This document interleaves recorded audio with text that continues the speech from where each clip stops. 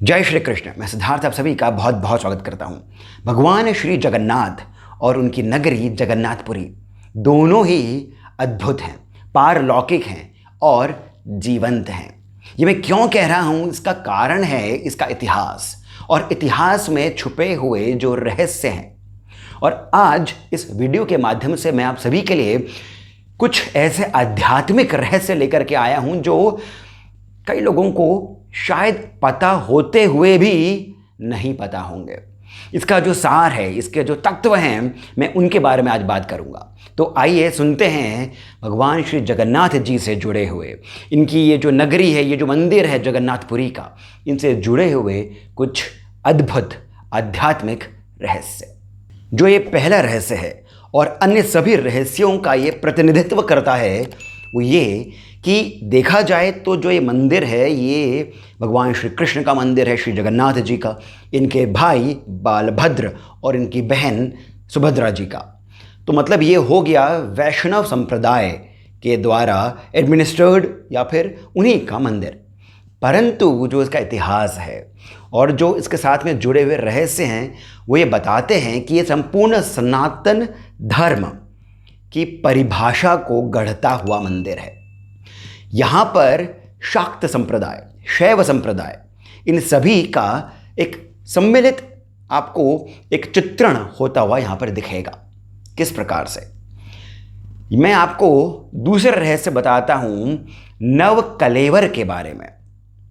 नव कलेवर का अर्थ क्या हुआ? नव अर्थात नया और कलेवर अर्थात जो उसका आवरण है। अर्थात मैं बात कर रहा हूँ उस समय की जब ये जो तीनों जो विग्रह हैं, यानी श्री कृष्ण का, बालभद्र का और सुभद्रा जी का, ये जो विग्रह हैं ये बदले जाते हैं। अन्य किसी भी मंदिर में जो विग्रह हैं वे बदले नहीं जाते हैं, परंतु यही एकमात्र मंदिर है जहाँ पर जो लकड़ी के, जिन्हें दारू कहा जाता है, उसके जो विग्रह हैं उन्हें 12 या 19 वर्षों में बदला जाता है।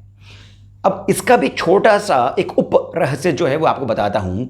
वो ये कि ये जो लकड़ी है, इसमें जो श्री कृष्ण का जो विग्रह है, जो दारू का बना हुआ है, उसमें एक ब्रह्म पदार्थ है, एक रहस्यमयी ब्रह्म पदार्थ है जो किसी ने भी देखा नहीं है। अर्थात अभी के समय में किसी ने भी देखा नहीं है। ऐसा कहा जाता है कि ये भगवान श्री कृष्ण का हृदय है। और जो पंडित हैं, जो पुजारी हैं, जो महापात्र हैं, उन्होंने भी, यानी जो यहाँ पर पूजा अर्चना करते हैं, उन्होंने भी इसे देखा नहीं है।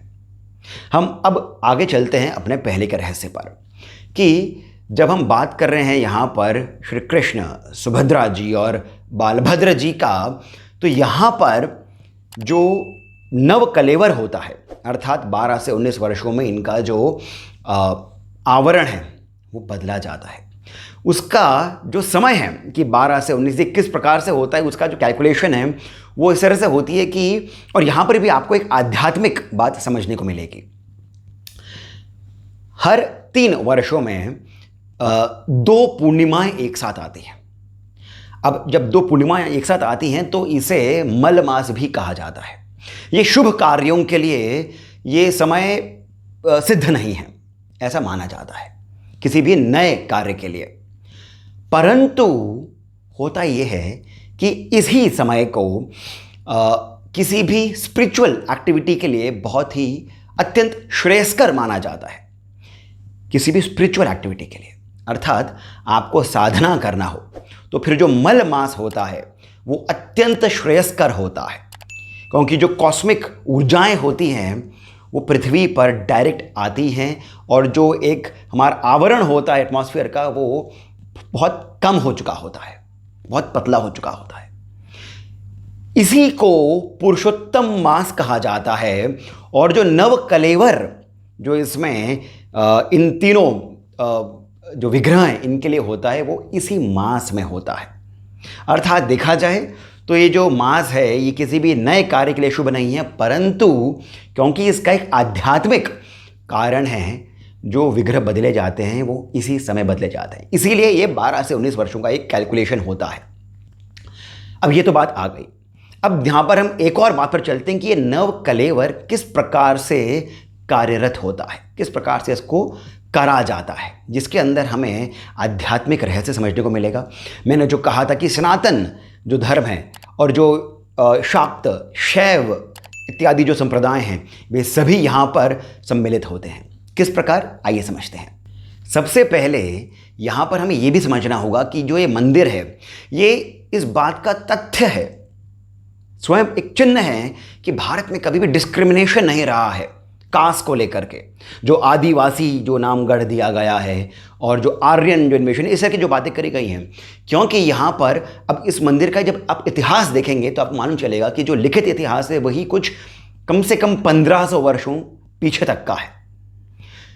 इसमें जो ब्राह्मण समाज है वो जो यहाँ के आदिवासी हैं जिन्हें दैत्य कहा जाता है, दैत्य, उनके साथ में कार्य करते हैं इस नव कलेवर के लिए। और जो कथा है ये द्वारका के साथ में जुड़ी है, क्योंकि जो जिस ट्राइबल व्यक्ति ने तीर से श्री कृष्ण के पांव को घायल किया था वो था जरा। वो, अगर हम इसी भाषा में आगे बात करें तो वो वहाँ का आदिवासी था। और वहीं से ही यहाँ पर जो दैत्य जो लोग हैं वे ब्राह्मणों के साथ में इस नव कलेवर को तैयार करते हैं। किस प्रकार से? 3 दैत्य जो हैं उनको चुना जाता है। जो पुराने विग्रह हैं उनके उस सुबह जिस दिन इनको एक नए कलेवर को ढूंढने के लिए जाना है, नए विग्रहों को ढूंढने के लिए जाना है, जो ये तीनों विग्रह हैं इनकी जो मालाएं होती हैं वही मालाएं इन तीनों जो दैत्य हैं इनको पहनाई जाती हैं। इनके साथ में जो मुख्य पंडित होते हैं, मुख्य पुजारी जो ब्राह्मण होते हैं, जो महापात्र हैं, वे भी इनके साथ होते हैं। तो सबसे पहले यहाँ पर हम देखते हैं कि शाक्त संप्रदाय का किस प्रकार यहाँ पर सम्मेलन होता है। सबसे पहले इसी मंदिर के पास में एक और मंदिर है विमला देवी का। ऐसा कहा जाता है कि जब यहाँ पर श्री कृष्ण का मंदिर नहीं था तब सबसे पहला मंदिर यहाँ पर विमला देवी का ही था, जो यहाँ की अधिष्ठात्री देवी हैं, जिन्हें कहा जाता है क्षेत्र अधीश्वरी कहा जाता है। ये विमला देवी हैं। इनका ऐसा भी कहा जाता है कि जो महाप्रसाद जो लगता है, जो प्रतिदिन 15,000 लोगों के लिए बनता है, वो सबसे पहले विमला देवी को ही चढ़ाया जाता है। उसके बाद में ही ये महाप्रसाद बनता है, अर्थात जो प्रसाद है वो विमला देवी को दिया जाता है, फिर ये महाप्रसाद बनता है। तो नव कलेवर की खोज से पहले विमला देवी की पूजा होती है। कौन कर रहे हैं? ब्राह्मण और दैत्य।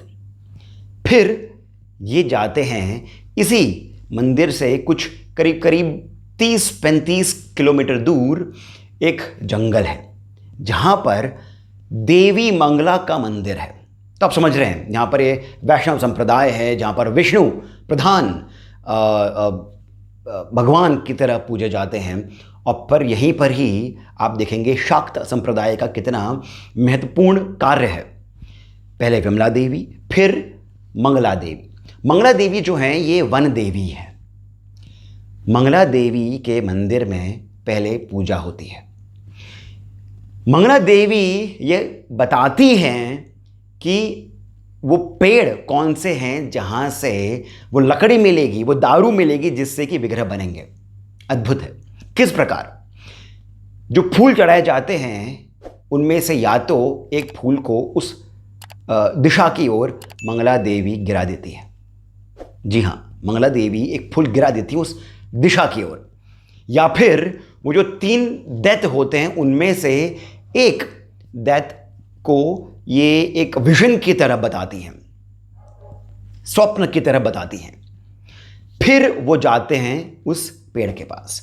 अच्छा, ये जो दारू है, ये जो पेड़ है, ये नीम का होता है।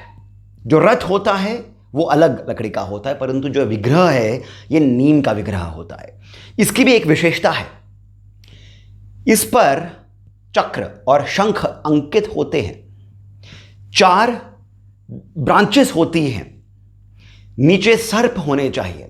इस प्रकार से एक विशेषता वाले ही पेड़ को देखा जाता है।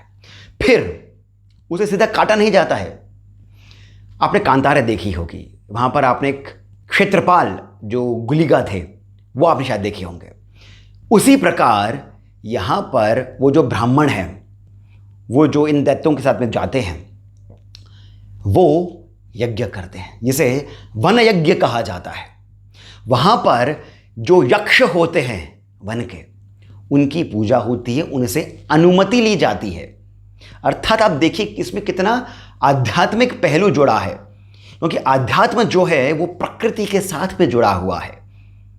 जब आप स्वयं को समझते हैं, स्वयं को आप जब पढ़ते हैं, तो आप प्रकृति के अनुरूप चलते हैं, आप प्रकृति को स्वयं के भीतर समाहित करते हैं।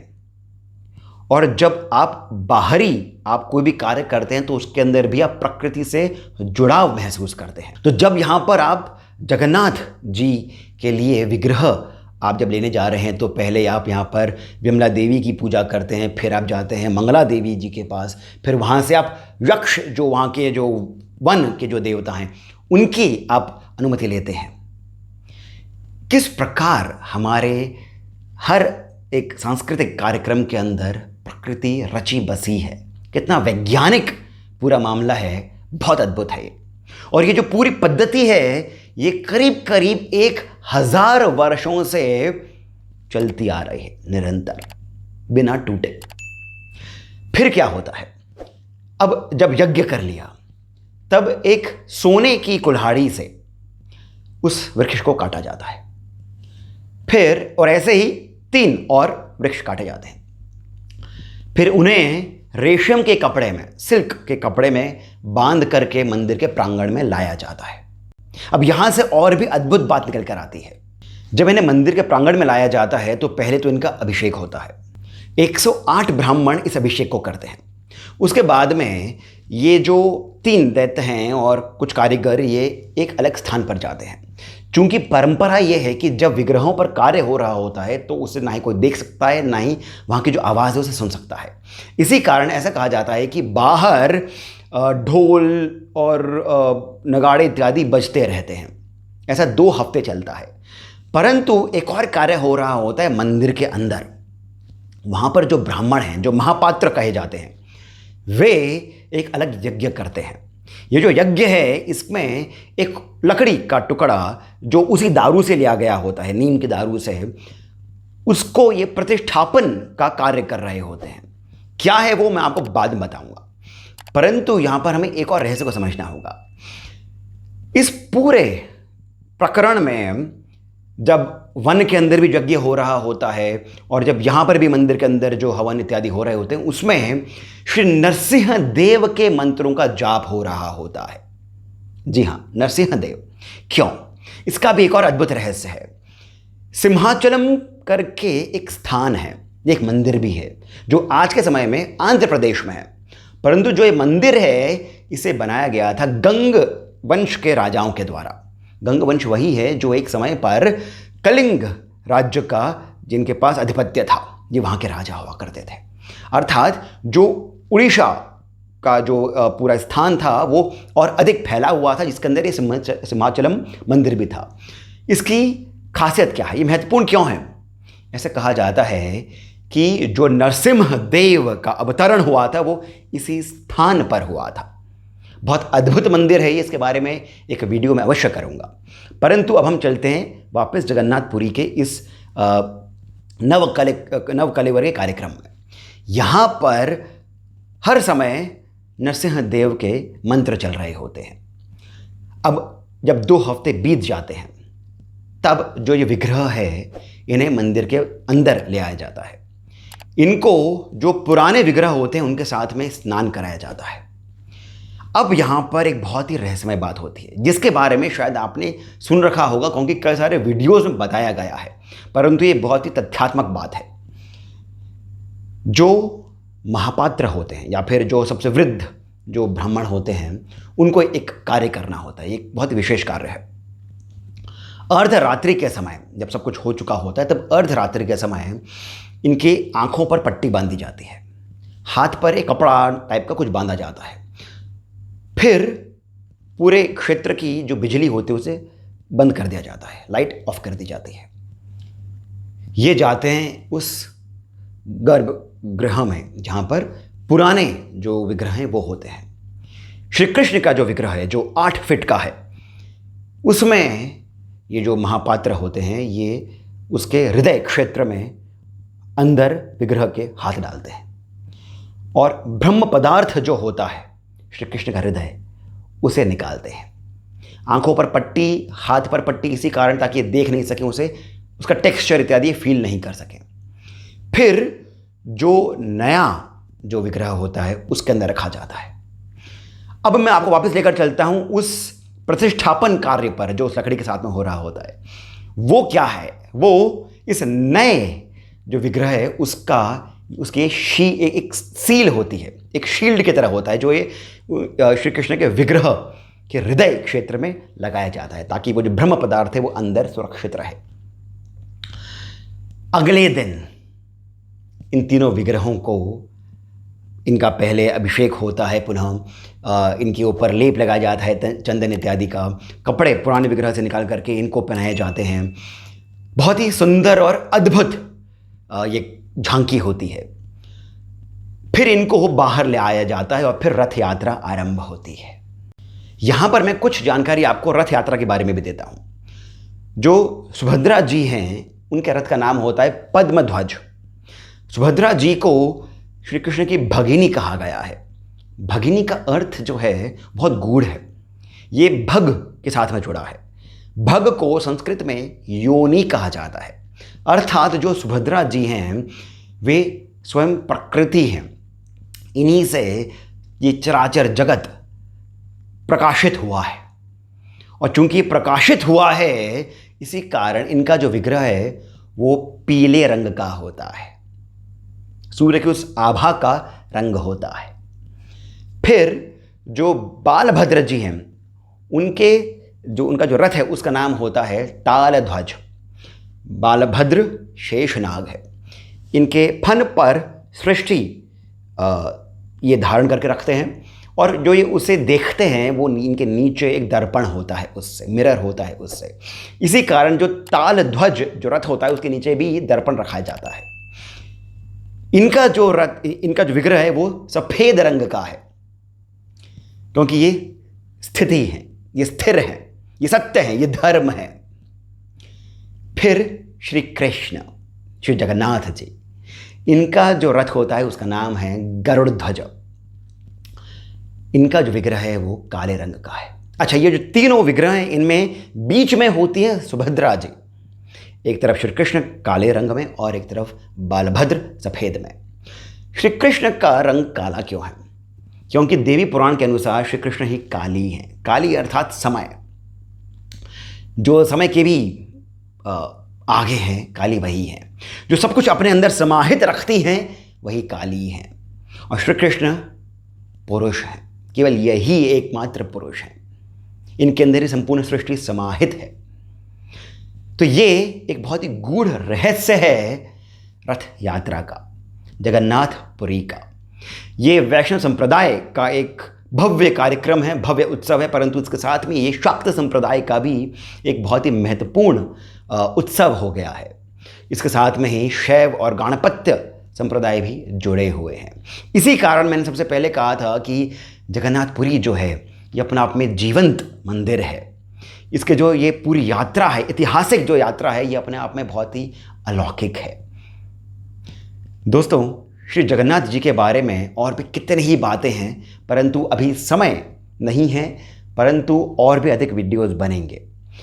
तब तक के लिए आप इस वीडियो को जितना हो सके उतना अधिक शेयर करिए, पर उससे पहले इसे लाइक अवश्य कर लीजिए, हमें सब्सक्राइब भी आप अवश्य करें।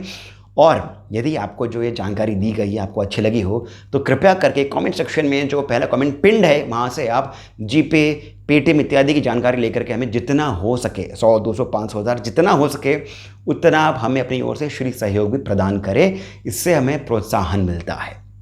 इसी के साथ मुझे यानी सिद्धार्थ को आप जाने की अनुमति दीजिए। जय श्री कृष्ण।